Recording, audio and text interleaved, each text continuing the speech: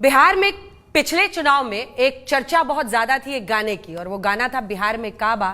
तो बिहार में एक बार फिर चुनाव बा हम लोग कह सकते हैं, लेकिन कौन आएगा कौन नहीं, कौन सीएम बनेगा, इन सबको लेकर चर्चाएं बहुत तेज हैं।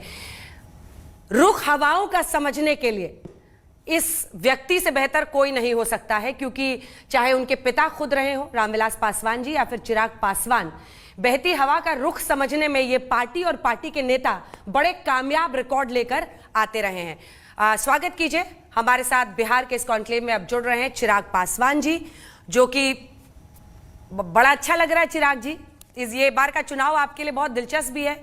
नया पद, नया गठबंधन, नई सफलता, बिहार लोकसभा में 100% स्ट्राइक रेट, लेकिन सबसे बड़ा चैलेंज आपकी नजर में इस बार, चिराग पासवान जी स्वागत है आपका आज तक पर, सबसे बड़ा चैलेंज एनडीए के लिए और आपके खुद के लिए इस बार क्या है?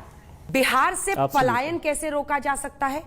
पेपर लीक से लेकर डिग्री नहीं मिलना, मतलब अन्य जगहों पर कॉलेज में 3 साल में डिग्री मिल जाती है, वहां पर आज भी 5-5 साल तक डिग्री लेना मुश्किल है। ये सब कैसे ठीक होगा? पलायन कैसे रोकेंगे? इसके लिए क्या रोड मैप है? बीटो एक करके मैंने एक इनिशिएटिव भी शुरू किया है, जिसके माध्यम से मैं ऐसे बिहारियों को जोड़ता हूं जो बिहार के लिए कुछ करना चाहते हैं और वापस अपने राज्य जाकर अपने क्षेत्र को विकसित करना चाहते हैं। तो उसका भी माध्यम बनने का मैं प्रयास कर रहा हूं, बट मैं मानता हूं कि आने वाले दिनों में ये तमाम चीजें होंगी। पलायन के लिए बिहार फर्स्ट, बिहारी फर्स्ट के माध्यम से मैंने बहुत क्लियरली इसको मैंने डिफाइन किया कि कैसे वहां पे इंफ्रास्ट्रक्चर सबसे पहले हम लोग को डेवलप करने की जरूरत है, वहां पे इंडस्ट्रियलाइजेशन लाने की जरूरत है। जब तक वहां पे कारखाने नहीं लगेंगे, जब तक वहां पे उद्योग नहीं लगेगा, जब तक वहां पे निवेश नहीं जाएगा, और ये सारी चीजें इंटरकनेक्टेड है। ये सब कैसे जाएगा? जब वहां पे सेंस ऑफ सिक्योरिटी आएगी, वो परसेप्शन बदलेगा कि निवेशक देश से ही नहीं दुनिया के दूसरे कोने से आए और बिहार को एक डेस्टिनेशन समझकर वहां पर निवेश करें। Ease of business, single window clearances, इन तमाम विषयों पर कार्य शुरू हो चुका। मैं ये भी नहीं बोलूंगा कि कार्य करना होगा हम लोग को, इन तमाम चीजों पर कार्य शुरू हो चुका है, और यही कारण है कि धीरे धीरे बिहार में वो बदलाव भी हम लोग को देखने को मिल रहा है। बट हाँ, पलायन हम लोग तभी रोक पाएंगे जब वहां पे ये सारा इंफ्रास्ट्रक्चर वहां पे डेवलप करेंगे। आज की तारीख में अंजना जी, सबसे ज्यादा जरूरी है शिक्षा पे वहां पे बल देना। वहां बिहार को हम लोग को एक एजुकेशनल हब बनाना होगा, जिस दिशा में पुनः हम लोग कार्य कर रहे हैं।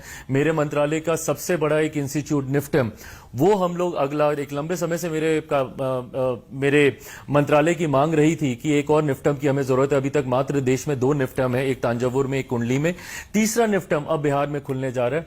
एजुकेशन को हम लोग को जोर देना होगा। आज भी मुझे तकलीफ इस बात की होती है कि मेरे बच्चों को आज भी कोटा जाना पड़ता है पढ़ने के लिए, जहां पे पढ़ने वाला बिहारी, पढ़ाने वाला बिहारी, अधिकांश शैक्षिक संस्थानों के मालिक वहां पे बिहारी, पर व्यवस्था राजस्थानी। और वो बच्चा जब वहां पढ़ने के लिए जाता है, उसके बाद दूसरे राज्य में ही पूरी शिक्षा कंप्लीट करेगा, वहीं पे नौकरी करेगा, वहीं पे घर खरीदेगा, वहीं पे शादी करेगा, वहीं पे बच्चे पैदा करेगा और फिर उसी राज्य का होकर रह जाता है। तो ऐसे में इन बच्चों को हम लोग रिटेन कर पाए, उसके लिए एजुकेशन को वहां पे और ज्यादा मजबूती हम लोग को देनी होगी, औद्योगिकरण को हम लोग को वहां पे मजबूती देनी होगी, इंडस्ट्रियलाइजेशन को मजबूत करना होगा, और बेसिक इंफ्रास्ट्रक्चर को हम लोग को और मजबूत करना होगा। मैं सिर्फ पलायन रुकने का सपना नहीं देखता हूं, मैं रिवर्स माइग्रेशन की भी मैं सोच रखता हूं कि जो लोग पलायन करके बाहर गए हैं वो कैसे अपने राज्य वापस आए। मैं उस दिशा में भी मैं सोच रखता हूं। जब मैं इंटरनेशनली भी ट्रैवल करता हूं, मैं बिहारी डायस्पोरा से इंटरेक्ट करता हूं और यही सजेशन लेता हूं। चिराग पासवान जी, केंद्रीय मंत्री और अध्यक्ष एलजेपीआर के, बहुत बहुत धन्यवाद आपका आज तक के मंच पर आने के लिए और बिहार चुनाव से जुड़े तमाम सवालों के जवाब देने के लिए। धन्यवाद।